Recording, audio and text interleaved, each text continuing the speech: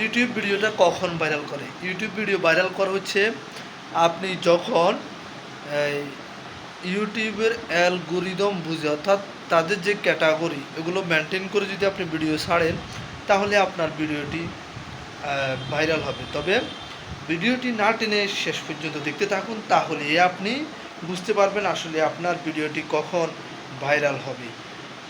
আপনি যদি নতুন কন্টেন্ট ক্রিয়েটর হয়ে থাকেন, তাহলে অবশ্যই এই ভিডিওটি আপনার জন্য খুবই প্রয়োজনীয়। আপনার হাতে যদি সময় থাকে, তাহলে আপনি হয়তো সপ্তাহে একটি ভিডিও বানান কোয়ালিটিপূর্ণ। আর যদি আপনি তাও সময় না পান, 15 দিনে একটি ভালো ভিডিও বানান। আর তাও না থাকলে 1 মাসে একটি ভিডিও বানান। যেমন নাটক যারা করে তারা 3 মাসে একটি ভিডিও বানায়, যারা বড় সিনেমা আপলোড করে তারা 1 বছরে একটি ভিডিও দেয়।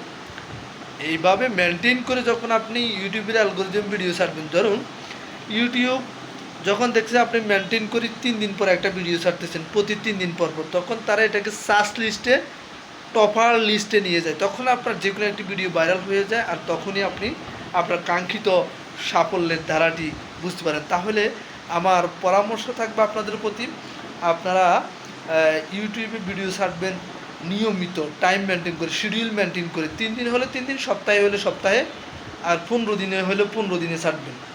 হয়তো 3 দিন একটি ভিডিও ছাড়ুন, না হয় সপ্তাহে একটি ভিডিও ছাড়ুন, না হয় 15 দিনে একটি ভিডিও ছাড়ুন, না মাসে একটি ভিডিও ছাড়ুন। সালামু আলাইকুম।